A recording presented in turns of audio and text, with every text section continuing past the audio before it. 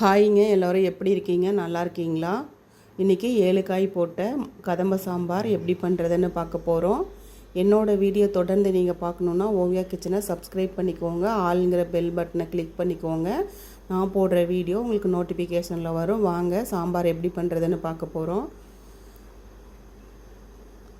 1 tumbler அளவுக்கு பருப்பு நல்லா கழுவிட்டு வேக போட்டிருக்கேன்.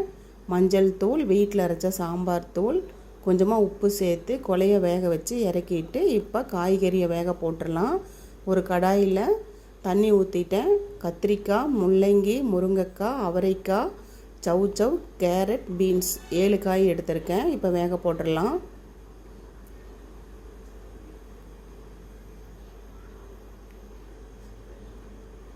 இப்போ காய் முழுகிற அளவுக்கு நம்ம தண்ணி ஊற்றிக்கலாம்.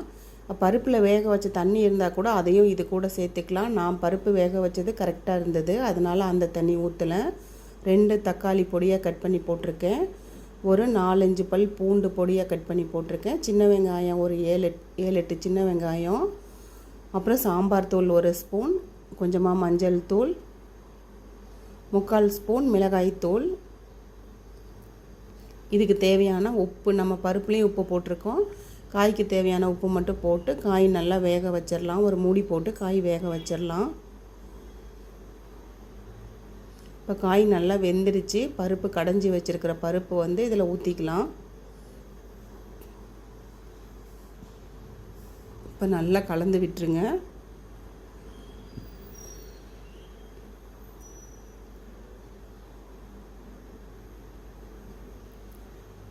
கொஞ்சமாக புளி தண்ணி சேர்த்துக்கிறேன்.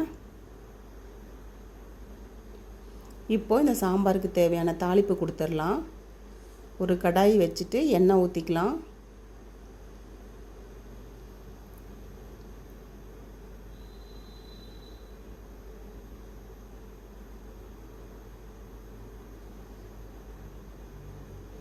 கடுகு உளுந்து போட்டு பொரிஞ்சதும் பெரிய வெங்காயம், ஒரு பெரிய வெங்காயம் கட் பண்ணியிருக்கேன். கொஞ்சமாக சின்ன வெங்காயம், 2 பச்சை மிளகாய், 2 காஞ்ச மிளகாய், ஒரு கொத்து கருவேப்பிலை போட்டு நல்லா வதக்கிக்கலாம்.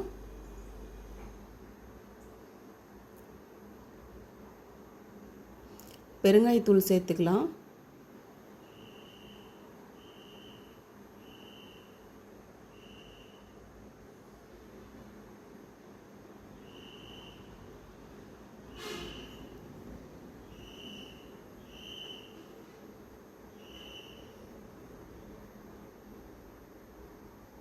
இப்போ நம்ம தாளிப்பு சாம்பாரில் சேர்த்துக்கலாம்.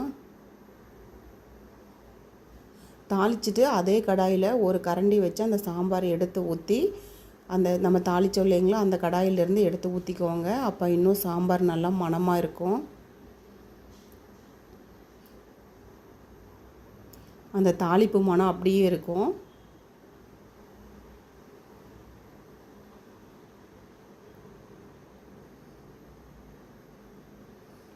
இப்போது சாம்பார் ரெடி ஆயிடுச்சு.